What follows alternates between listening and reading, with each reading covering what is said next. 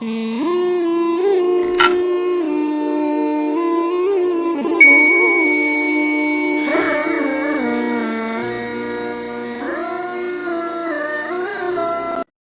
ga ciwon kai, ciwon baya, ƙaiƙayin ido, ƙaiƙayin jiki, ƙaiƙayin matse-matse, ciwon gaɓoɓi, zafin dunduniya, ƙurajen baki, ƙuraje a baki, rashin daɗin baki, jin ulsa, ƙaiƙayin kai, ƙaiƙayin ido, toshewar hanci, ƙaiƙayin kunne, zafi lokacin fitsari, duk wannan cutar sanyi ne.